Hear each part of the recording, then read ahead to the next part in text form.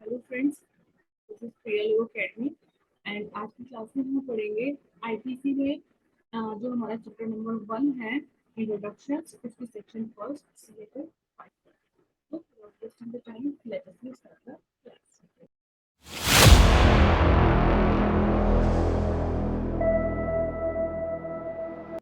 Hello friends, this is Priya academy.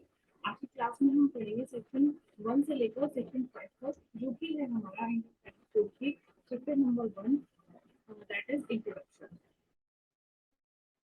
अगर आपको हमारा चैनल पसंद आए या हमारी वीडियो पसंद आए तो प्लीज इसको सब्सक्राइब कीजिए, लाइक कीजिए, शेयर कीजिए। और अगर आप हमारे इस वीडियो की पीडीएफ चाहते हैं तो वो आप हमारे टेलीग्राम चैनल प्रियल अकेडमी पर ले सकते हैं। 1. Title and extent of the operation of the code.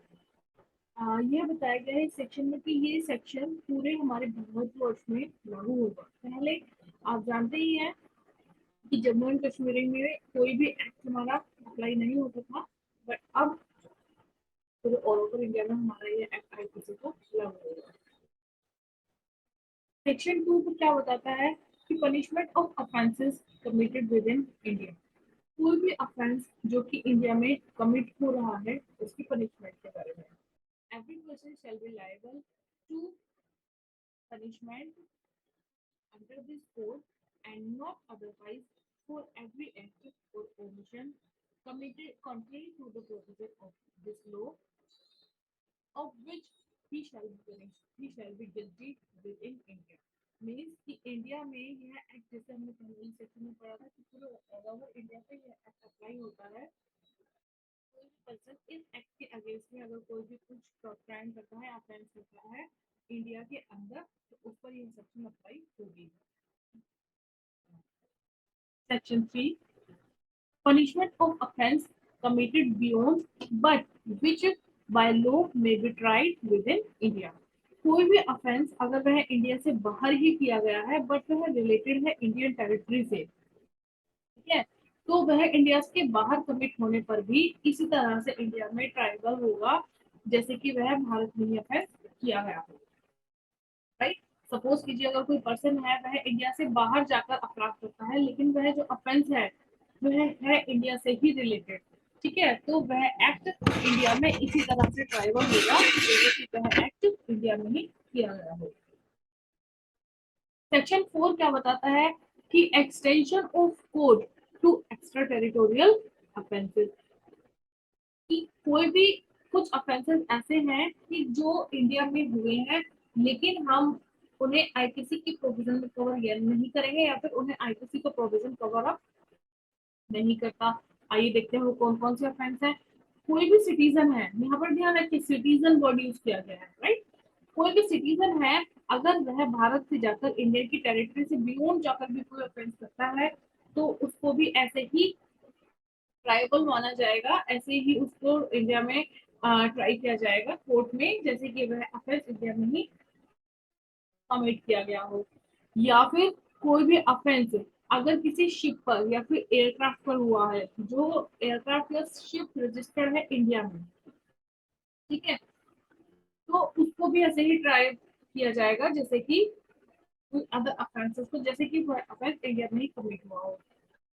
अब इसको हम समझते हैं थोड़ा सा कि जो शिप है, ठीक है, समुद्र में आपने देखा होंगे कि जहाज होते हैं, एयरक्राफ्ट वगैरह होते हैं, तो उनको वह जरूरी नहीं है कि इंडिया की लिमिट से बाहर चले जाए, इंडिया की टेरिटोरियल से टेरिटरी से बाहर चले जाए। तो कोई भी पर्सन यहाँ सिटीजन नहीं, कोई भी पर्सन चाहे वह भारत का है चाहे वह भारत से बाहर का नागरिक है, लेकिन वो उस शिप पर अगर वो ऑफेंस करता है तो शिप भारत से रजिस्टर्ड है तो यह माना जाएगा कि उस पर्सन ने भारत के अंदर ही वह ऑफेंस कमिट किया है।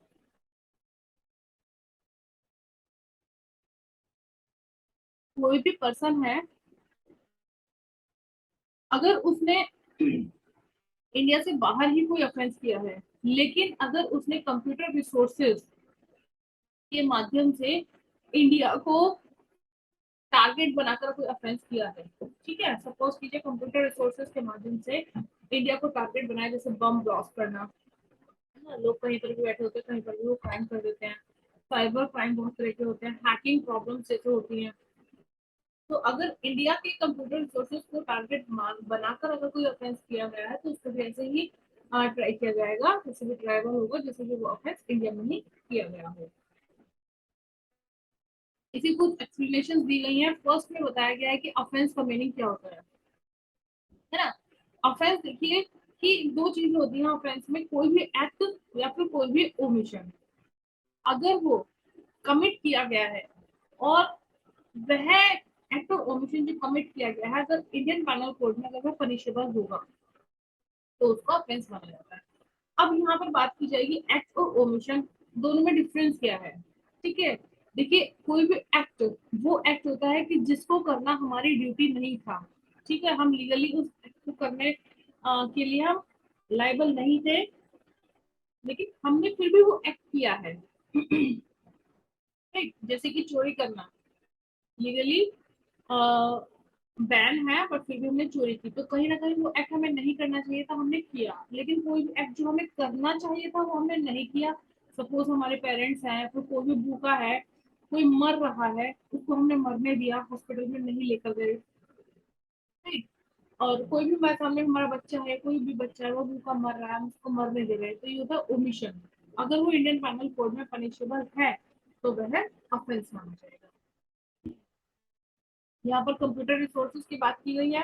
कंप्यूटर रिसोर्सेज वही किसी प्रकार से डिफाइन होगा या फिर कंप्यूटर रिसोर्सेज को इंडियन टेक्नोलॉजी एक्ट जो कि 2008 में शायद क्रॉस चेक कर लीजिएगा, जो 2008 में वो आया था, उसको अंडर सेक्शन 2 की क्लोज 1 सब क्लोज के में डिफाइन किया गया है।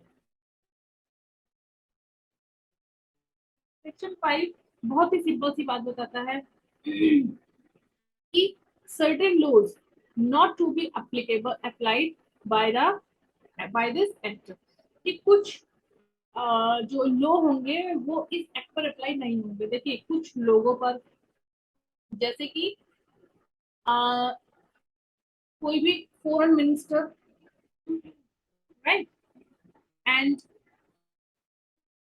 आर्मी पर, एयरक्राफ्ट पर, सेलर पर, या फिर कोई भी अदर प्रोविजन, ठीक है, में अगर कुछ भी गिवन है तो इंडियन पिनल कोड उसको कंफ्लिक्ट नहीं करेगा। मतलब इंडियन पिनल कोड किसी भी अदर प्रोविजन को फ्रीडम देता है कि अगर वह अपने अकॉर्डिंग कुछ चलाना चाहे तो इंडियन पिनल कोड उसमें इंटरप्ट नहीं करेगा, वह अपने अकॉर्डिंगली चला सकता है। ठीक है, या फिर कोई भी आर्मी है, नेवी है, मिलिट्री है, राइट, तो उनके अकॉर्डिंग जो उनका अपने कानून है वो अपने कानून के अकॉर्डिंगली चल सकते हैं। इंडियन पिनल कोड उसमें कोई भी इंटरफेयर नहीं करेगा। तो that was enough for today class.